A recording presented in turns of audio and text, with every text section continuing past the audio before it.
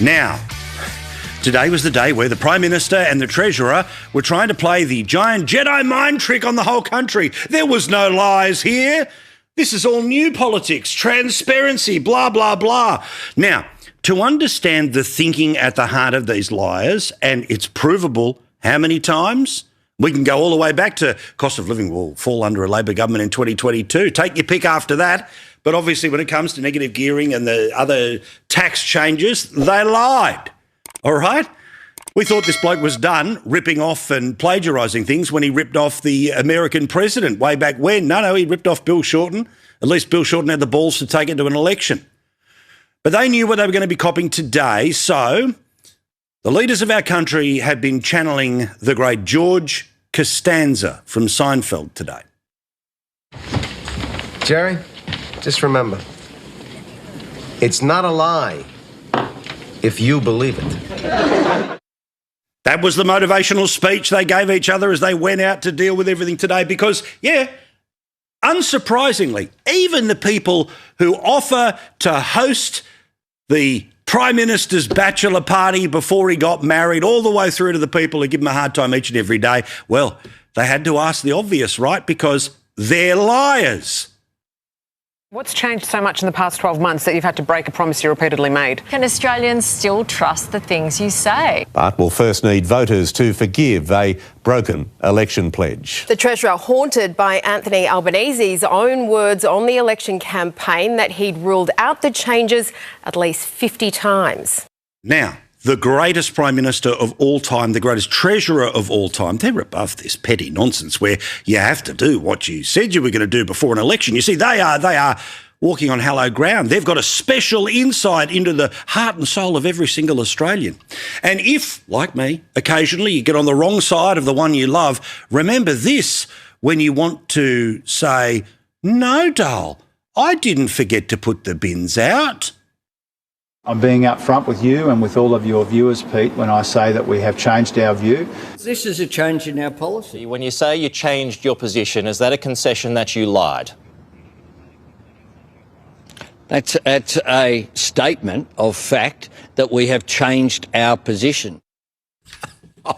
Look, I know I said I'd be home by midnight, but I changed my position and I decided to come home at midday the next day. This is how crazy Australian politics has become, how arrogant the government has become, that regardless of whether you approve or disapprove of what they have done, that it doesn't matter if they lie. They're able to convince themselves that, of course, if it's for the greater good, then it doesn't count as a lie. Imagine promising your mates 50 times on camera that you absolutely will not touch something, and then, 1 year later, touching it. Now imagine doing that with the nation's tax system. Welcome to Australian politics in May 2026. Here is what actually happened. During last year's election campaign, Prime Minister Anthony Albanese repeatedly and explicitly ruled out any changes to capital gains tax and negative gearing. When asked directly in Cairns on April 8, he said yes. How hard is it? For the 50th time, making clear that those settings would not change under a re-elected Labor government. That was 12 months ago. Fast forward to this week's federal budget, and Albanese and Treasurer Jim Chalmers confirmed they are changing those exact tax breaks for property investors, breaking the promises made a year earlier to leave them untouched. Now here is the interesting part, because this is not a simple story. The government has an explanation, and it is worth understanding.